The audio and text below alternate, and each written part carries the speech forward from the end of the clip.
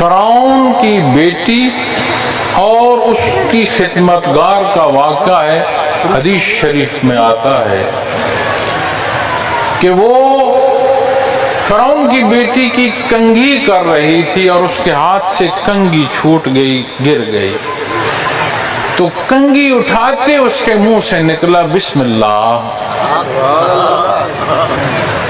وہ ٹھٹک گئی فرعون کی بیٹی کی، یہ کس کا نام لے لی؟ اس نے پوچھا تیرا کون خدا ہے؟ فرعون نہیں، اس نے کہا نہیں، اللہ جو تیرا بھی خدا ہے اور میرا بھی خدا ہے۔ اس بات پر وہ نالاں ہو گئی، غصہ کر گئی۔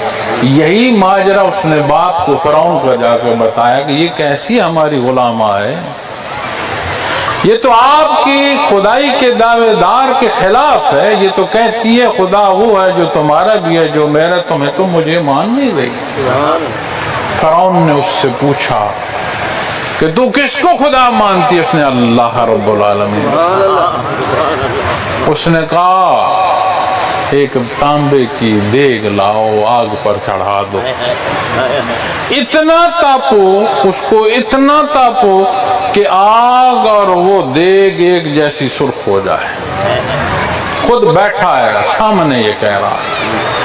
اس نے کہا ایک ایک کر کے اس کی اولاد اس کے سامنے اس دیگ میں ڈالو، ایک بچہ ڈالا جل گیا، وہ کھڑی ہے کہ اب انکار کر دو، اب مجھے مان لو۔ دوسرا بچہ ڈالا، چل گیا۔ تیسرا بچہ شیر خوار ہے، اس کے سینے سے کھینچ کر دودھ پیتا، بچہ اس سے کھینچا گیا تو لرزی۔ نبی کریم نے فرمایا 4 بچے جنہوں نے گود میں کلام کیا ان میں سے ایک بچہ یہ بھی تھا۔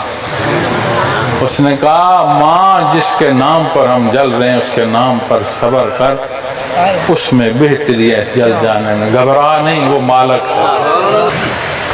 بہت بڑا انعام۔ نبی کریم صلی اللہ علیہ وسلم معراج شریف پر ہیں،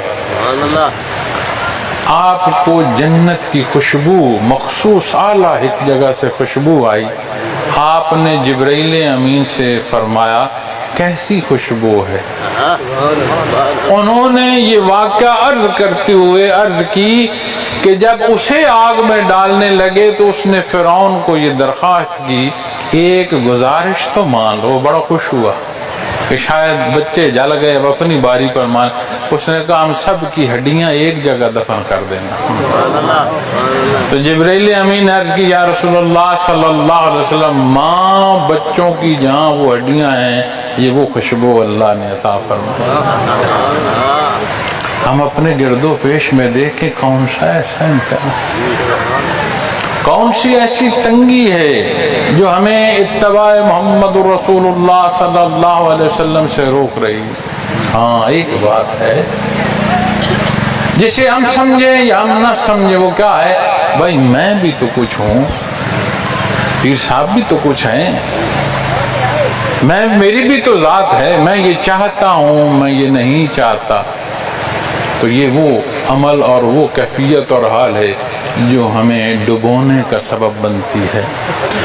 معزز سامعین کرام، یہ موقع، یہ بابرکت لمحات ایک دستک کی کیفیت اور حال رکھتے ہیں۔ آئیں ہم اپنی اس اظہار محبت کو رواجات کی نظر نہ کریں۔